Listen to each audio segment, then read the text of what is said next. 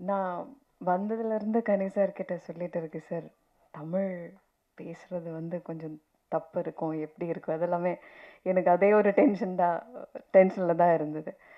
But ரொம்ப ரொம்ப சந்தோஷம் இந்த படம்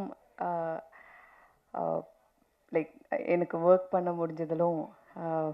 அதுவும் I have to thank Nanda sir. என்னை கூப்பிட்டு இந்த கதை சொல்கிற டைம்லும் ரொம்ப நம்பிக்கையோடு தான் எனக்கு இந்த கதையெல்லாம் இந்த கதாபாத்திரத்தை எனக்கு நரேட் பண்ணார். ஸோ அதுவும் லைக் இனிஷியலி இருந்த லைக் கதை நரேட் பண்ணுற டைமில் இருந்து பார்த்தீங்கன்னா சார் வாஸ் வெரி கீன். ஒவ்வொரு கேரக்டரும் கனி சார் பண்ணுற கேரக்டரில் ஆனாலும், குழந்தைகள் பண்ணுற கேரக்டர் ஆனாலும், எனக்கு கொடுத்த சுமத்தின கேரக்டர் ஆனாலும் எல்லாத்துக்கும் ரொம்ப தெளிவாக he was very crystal clear about all the characters. அதுவும் எனக்கு ஸ்பாட்டில் வந்து லைக் அந்த சிச்சுவேஷன் நரேட் பண்ணி கொடுக்குற டைமில் எல்லாமே ரொம்ப ரொம்ப ஹெல்ப் பண்ணார். Thank you sir for helping me for building. இல்லைன்னா அந்த சுமத்தின கேரக்டர் பில்ட் பண்ணுறதுக்கு ரொம்ப ரொம்ப ஹெல்ப் எனக்கு அது இருந்தது. அண்ட் கனி சார் அவர் தான் என்னை தமிழ் சினிமாவுக்கு இன்ட்ரடியூஸ் பண்ணார்.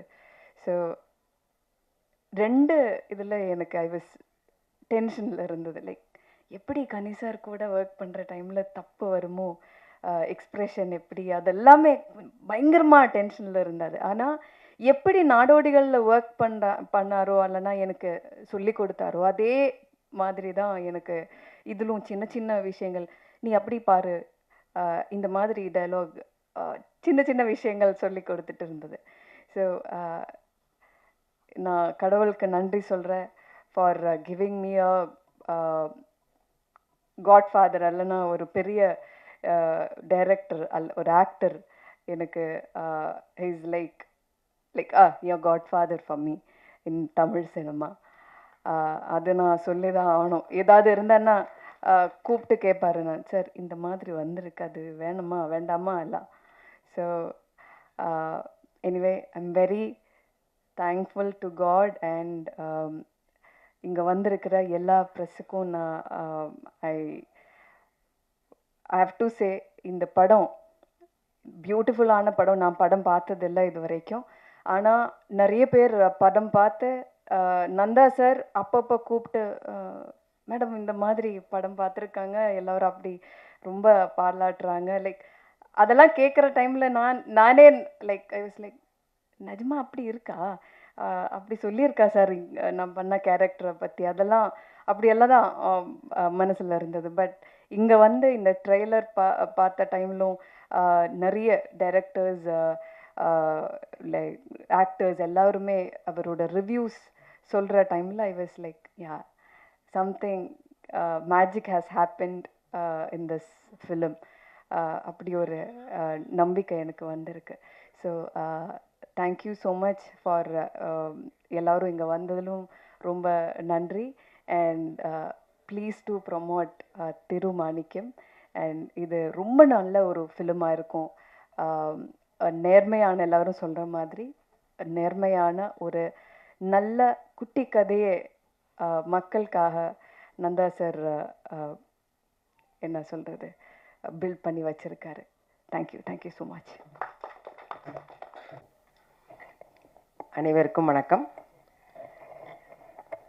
இந்த படத்தை பார்த்து பாராட்டின அத்தனை நல்ல உள்ளங்களுக்கும் என் அன்பார்ந்த வணக்கத்தையும் நன்றியும் தெரிவித்துக் கொள்கிறேன்.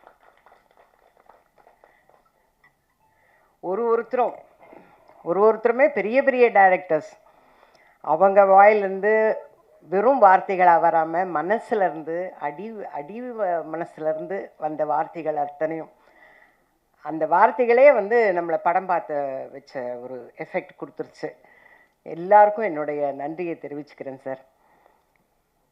இந்த கதையை வந்து எங்கள் டைரக்டர் வந்து சொல்லும் போது ஒரு 2.5 மணி நேரம் சொன்னார்.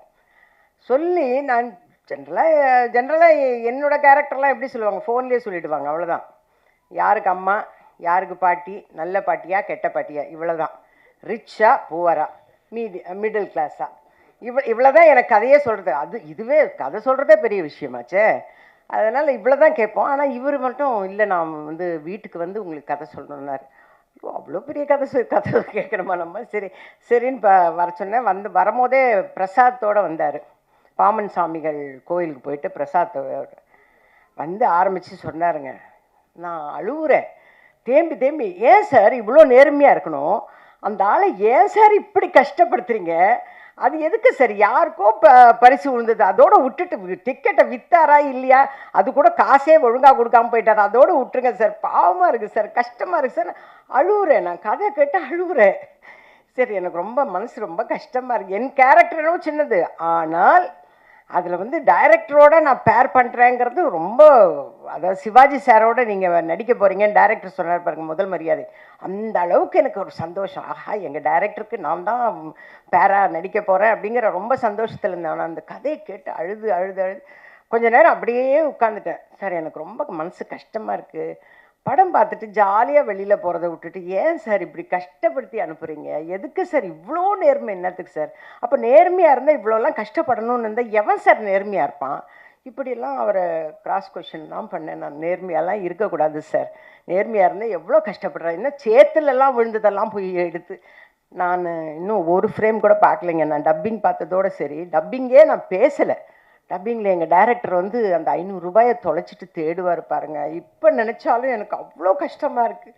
ஏன்னா ஒரு பக்கம் எங்கள் டைரக்டரை பார்க்குறேன், இன்னொரு பக்கம் ஐயோ அந்த மனுஷனுக்கு ஒரு 500 ரூபாய் எங்கே, ஐயோ அங்கே தான் இருக்குதுன்னு இப்படி சொல்லணும் போல இருந்தது. அந்த அளவுக்கு டைரக்டர் ஐயோ அவ்வளோ அற்புதமாக பண்ணிட்டார்.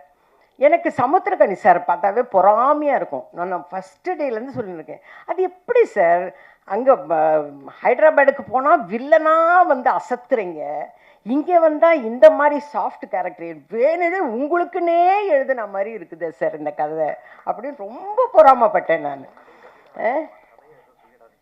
கதையை சொல்லிடாதீங்க ஏங்க, இத்தனை பேர் பேசும்போதே சொல்லிட்டாங்க நேர்மை நேர்மை நேர்மைன்னு. அப்புறம் நான் எங்கேருந்து கதை சொல்கிறது? நான் கதை சொன்னேன்னா திரும்ப அழுவேன். இப்போவே எங்கள் டைரக்டர் 500 ரூபாயை தொலைச்சிட்டு தேடினாருன்னொன்னே எனக்கு மனசு கஷ்டமாக இருக்குதுன்னு சொல்கிறேன். அது நான் கதை சொல்லிவிடுவேன். நான் படமே பார்க்கலையே, ஆனால் டப்பிங்கில் பார்த்து நான் டப்பிங்கே பேசலை சார், நான் கிளம்புறேன் சார். செந்தில் சார் வேறு வந்து நின்றுட்டார், ஏன்னா அவர் கோ ப்ரொடியூசர் ஆச்சு, வந்து நின்றுட்டார்.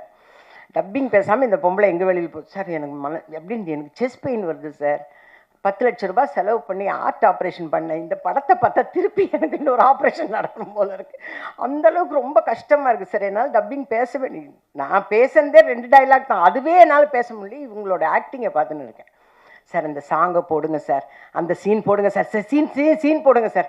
வேணாம் நீங்கள் டப்பிங் பேசுறீங்க.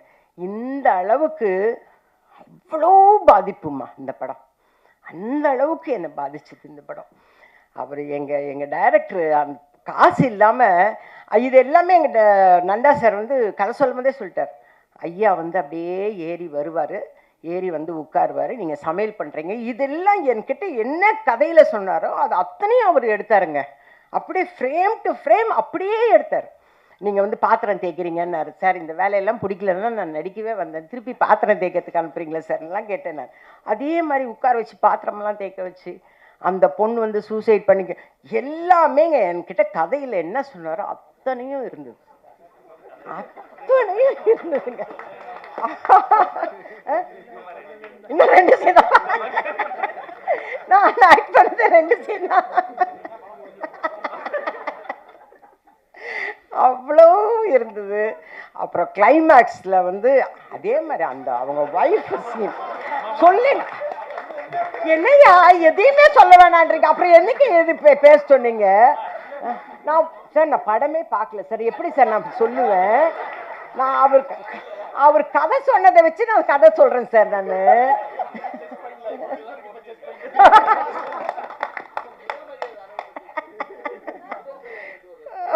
முதல் மரியாதை பற்றி சொல்லுவாங்க. முதல் மரியாதை ஞாபகத்திலேயே வரலைங்க சார் இப்போ எனக்கு. சார் நான் கதை சொல்ல மாட்டேன் சார். சார் நீ எப்படி சார், நீங்கள் சொன்னது தானே சார் சொல்கிறேன், நான் எங்கே சார் கதை சொல்லுவேன்? எங்கேருந்து கதை சொல்லுவேன்? படமே பார்க்கலங்க. நீங்கள்லாம் நம்புங்க. நான் வந்து உண்மையாக பேசுவேன், ஃப்ராங்காக பேசுவேன். சார் தேவராஜ் சார் இங்கே லிசன் பண்ணுங்க. அது என்ன இங்கே வந்து ஃபோன் நோண்டிட்டு உட்காந்துட்டு இருக்கீங்க? இங்கே பாருங்க, நீங்கள் தான் சொல்லணும். நான் உண்மையை தான் பேசுகிறேன்.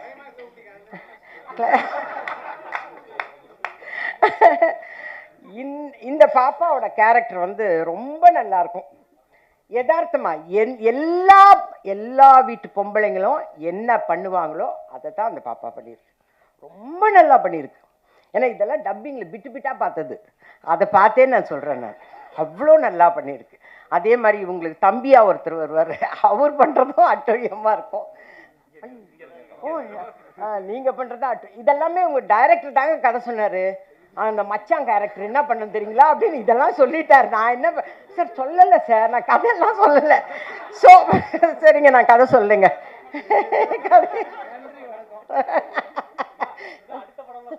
ஐயோ, நான் சார் கதை சொல்லலை சார், விட்டுட்டேன் சார். ஓகே, கிளைமேக்ஸில் பட் கிளைமேக்ஸ் சொல்லி முடிக்கணும். ஏன்னா தேவராஜும் சொன்னார், இவரும் சொல்லிட்டாரு. மூர்த்தி நீங்கள் சொல்லிட்டீங்க, அதனால நான் சொல்லிடுறேன். கிளைமேக்ஸில் அதாவது எப்பவுமே சினிமாவோட இதுவே என்னன்னா, வில்லனாக இருக்க வில்லத்தனம் பண்ணிகிட்டே இருந்தான்னா அவனுக்கான பனிஷ்மெண்ட் இதுதான். ஸோ நீங்கள் வந்து கெட்டவங்களா இருக்காதீங்க அப்படின்றது தான் மாரலாக வரும். அதே மாதிரி ஒருத்தர் நல்லவங்களா இருந்தால், நேர்மையானவங்களா இருந்தால், படாத கஷ்டமெல்லாம் படும் போதே நமக்கு வந்து நேர்மையாகவே இருக்க வேணாம் ஐயா அப்படின்னு தான் தோணும். ஆனால் அவங்களுக்கு நேச்சராக பார்த்து, யூனிவர்ஸாக பார்த்து கொடுக்குற ஒரு பரிசு தான் வந்து அவங்க ஒய்ஃபுக்கு வேலை, அந்த குழந்தைக்கு ட்ரீட்மெண்ட். போதுமா சார்? இவ்வளோதான் சார், இவ்வளோதான் சார் சொல்கிறேன்.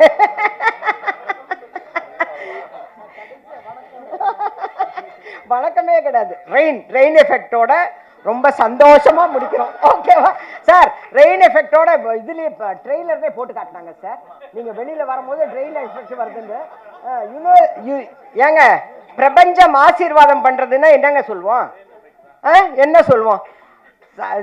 செழுமையா இருக்குன்னா என்ன சொல்லுவோம்? அதுதானேங்க, அதுதான் அவர் ஃபினிஷ் பண்ணியிருக்கார். நான் இப்போ அவர் சோகமா ஃபினிஷ் பண்ணாருன்னு சொன்னா உங்களுக்கு எல்லாம் சோகமா இருக்காதா?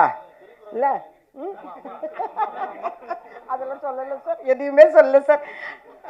நேர்மையான படங்க, நீங்க எல்லாரும் நேர்மையா வந்து பாருங்க. நீங்க பார்த்து நீங்க தான் மக்கள் கிட்ட கொண்டு போகணும். நீங்க கொண்டு போனீங்கன்னா கண்டிப்பா நம்ம மக்கள் எல்லாருமே நல்லவங்க தாங்க. அவங்களோட சூழ்நிலை சந்தர்ப்பம் தான் ஒவ்வொருத்தரையும் கஷ்டப்படுத்துது, அவங்கள மாத்துது. அப்படி இருக்க வேண்டான்னு கொண்டு போக வேண்டியது உங்க கையில தான் இருக்கு. நீங்க எல்லாரும் நேர்மையா உங்க வேலையை செய்வீங்கன்னு நான் எதிர்பார்க்கிறேன். தயவு செஞ்சு செய்யுங்க, நேர்மையா செய்யுங்க. ஓகேவா? இதுக்கு மேல நான் நின்று பேசினேன்னா கொன்னே போடுவாங்க என்னையே. அதனால இந்த அருமையான நேர்மையான படத்துல நானும் ஒரு ஓரத்தில் நின்று இருக்கிறேங்கிறது வந்து ரொம்ப சந்தோஷமான விஷயம். அதுவும் எங்கள் டைரக்டரோட சேர்ந்து இருக்கிறேங்கிறது ரொம்ப ரொம்ப சந்தோஷமான விஷயம். எங்கள் சீன் எடுக்கும் போதே நான் வந்து அவர் வாயே தான் பார்த்துட்டு இருந்தேன். சமுத்திரகன் சார் வாயே தான் பார்த்துட்டு இருப்பேன். அது நல்லாவே தெரியும். நீங்கள்லாம் படம் பார்த்தீங்கன்னா கண்டுபிடிப்பீங்கன்னா இந்த பொம்பளை ஒன்றுமே பெர்ஃபார்மே பண்ணாமல் ஆன்னு நிற்கிதுன்னு. ஏன்னா அவர் பெர்ஃபார்ம் பண்ணுறதே பார்த்துட்டு இருந்தேன். அதில் சொல்லிடுவோம் போல இருக்கு, வேணாம் சொல்லலை, நான் சொல்லலை. நேர்மையான படத்தை நீங்க எல்லாரும் நேர்மையா பார்த்து நேர்மையா மக்கள் கிட்ட கொண்டு போங்க. It is my request. ஏன்னா எப்படி இருந்தாலும் அவருக்கு நல்ல செந்தமிழ்ல பேசினார் எங்க டைரக்டர். இவர் டைரக்ஷன்ல நான் நடிக்க போறேன், அதனால தான் எங்க டைரக்டர்னு சொல்லிட்டு இருக்கேன். எல்லாம் சொல்லிட்டு என்ன சொல்லுங்க, சுவிட்ச் ஆன் டு ட்ரெய்லர், அதை மட்டும் இங்கிலீஷ்ல சொல்லிட்டார், மற்றதெல்லாம் தமிழ்ல சொன்னாரு. சுவிட்ச் ஆன் டு ட்ரெய்லர் அது மட்டும் ஏன் இது இங்கிலீஷ்ல வந்தது? அதையும் தமிழ்ல சொல்லியிருக்கலாம்ல. ஓகே, நன்றி நன்றி நன்றி நன்றி.